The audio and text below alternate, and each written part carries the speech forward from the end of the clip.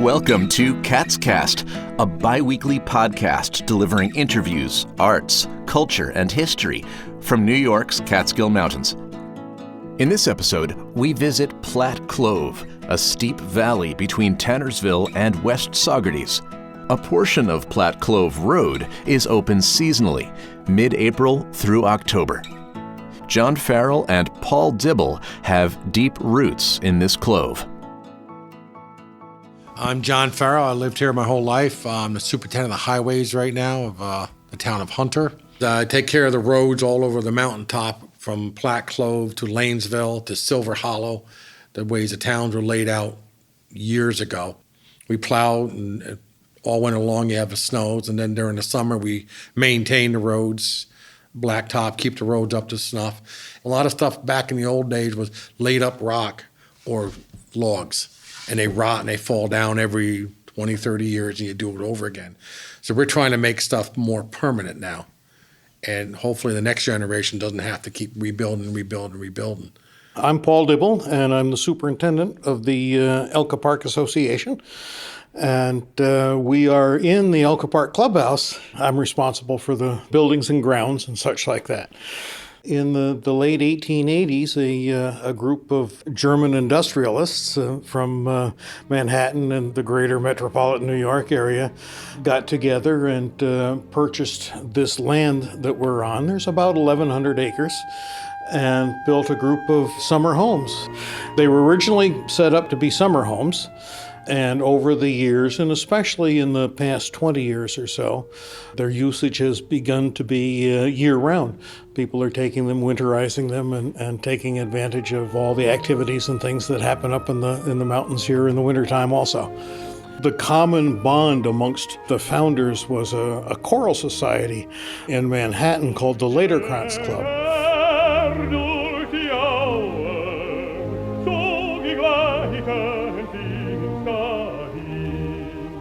It still exists today, and they took the L and the K, in German is K, and put them together for Elka Park, having nothing to do with elks, as many people think.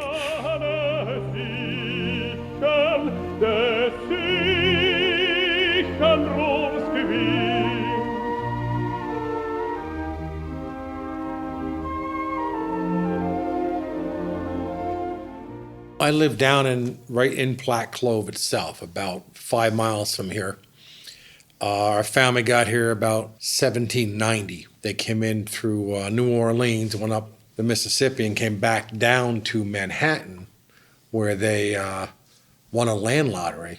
From there, came up to here to the mountains, and they got here about 1810, over in deeper Platte Clove, and they lived here ever since. It's a hard place to live.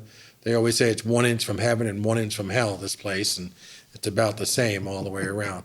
And they worked in the logging camps that were here, the quarries on each one of the mountains. At one time, the mountains were all like a town almost. There was so many things going on. You can see right across this whole valley, almost 150 years ago, there was no trees. That was all your fuel and firewood. Platte Clove Mountain Road originally was down below where the one is now. In the 1880s and 90s, it was a giant business, a bluestone quarry business. And on that mountain, you had them coming up from Saugerties and going this way.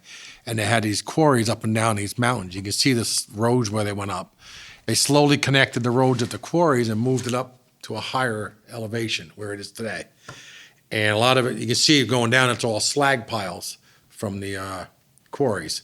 Nowadays, it would have never happened because they went up on these mountains and destroyed everything. You went in there, it was big crews, all done by hand, and they chiseled these rocks out, and they took big formations off the mountain and brought them right out and skidded the rocks out. And it was a big business, mainly towards the front of the mountains, Platte Clove Mountain in that area. Codfish Point was a giant quarry. Around the front, there was giant quarries. Each one had their own names. You had Dibbell Quarry on one side, which was a relation of his somewhere. They were engineers at the time. Mud Quarry, California Quarry. If you go to Saugerties, all the streets down there are bluestone. And down in the city, there's tons of it. We had 2 train stations in town at one time. And when the weather broke, you started bringing the rocks, the wood, everything you made all winter out to these train stations, and they hauled it out of here on the train. So that was the biggest way to get rid of it. And then from there, they went into the boarding house business. A lot of them did, because the boarding houses all needed food. You needed cows, you needed sheep, and everything. That's what they all did with them. You go to these old foundations way up in the woods when we were kids. They used to use metal detectors, and you always find sheep bells and goat bells. I didn't know what they were. My father, oh, yeah, everybody had sheep because you could butcher one on a Friday night and have it done by the weekend. You ate the whole thing. That makes sense. And ox shoes, you find all the ox shoes. Down at the Dibbell's Dam, my grandfather used to tell about they used oxen for dragging the logs down to the sawmill down on the dam. And that was real common with them too. The water power one. Yeah, the water powered mill that was down on that dam there, and the oxen apparently were smart enough that they could actually hook a couple of logs up to it, and just send them down, and they would go down by themselves, and could be unhitched and go back up. See, one of the original advertisements from why they came up to this area, unlimited water power. You go up and down to Schoharie, you find all these foundations. There were grist mills, sawmills, everything was water power, turned.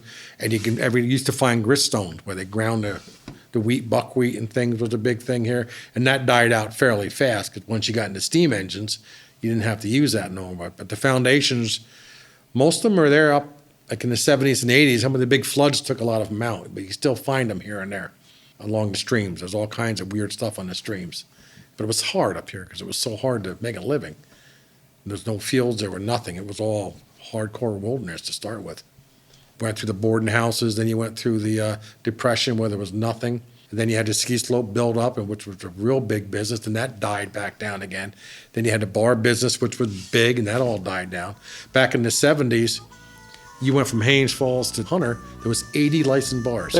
There were more bars per capita than there were capitas.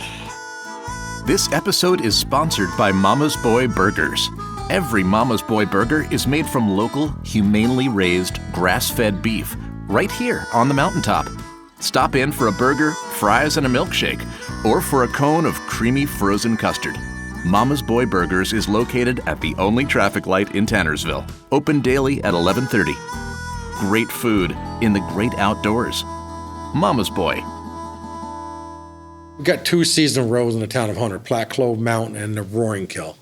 And they just close up for the winter months. It's seasonal use road, no maintenance on them. The local people all know, well, it snowed, I'm not going over there. GPS, they went right down it. Now we got to close them off physically. Otherwise, people get hurt and they're just dangerous. Platte Clove Mountains, no guardrails. And someone said, plow it. I said, no.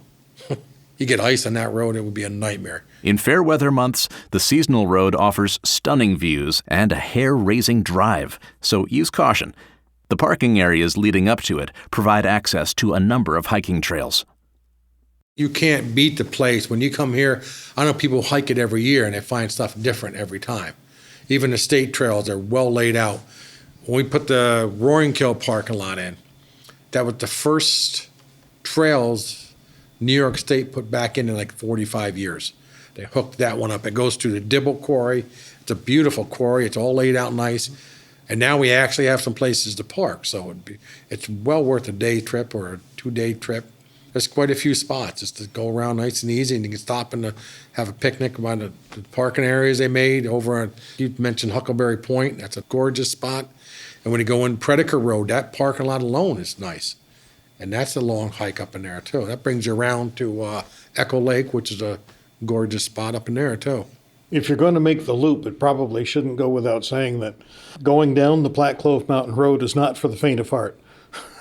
No, you don't park on the road. Park in the parking lots. Right now, park in the parking lots. Get there early, and that way you get a good day in on the whole thing. And as far as my favorite thing to do when I'm not working, which I seem to be working a lot, but anyhow, I just like to go get on the motorcycle and go for a ride. Out toward Windham and Prattsville, there's a county road, Route 10, that goes up out of Prattsville and east and then down into the Durham Valley. It's just a spectacular ride any time of year. And if you happen to be up here during leaf season, in the fall, it's just gorgeous. And that's my recreation. That's my relaxation, is just get out and go for a motorcycle ride. I have a wood lot, and I like to go up there and just tinker on it and, cut and do things and work up and down through the woods. Just relaxes you. Audio production by Silver Hollow Audio with the support of the Mountain Cloves Scenic Byway. For maps, more information, or a CD copy of this tour, please go to mountainclovesbyway.com. That's mtnclovesbyway.com. Thanks also to our sponsor, the Central Catskills Chamber of Commerce, providing services to businesses, community organizations, and local governments in the Central Catskills region. Follow the Central Catskills Chamber of Commerce on Facebook and sign up for a weekly email of local events at centralcatskills.com. Catscast is a production of Silver Hollow Audio. Please don't forget to subscribe, and we'll see you again in 2 weeks. I'm Brett Barry. Thanks for listening.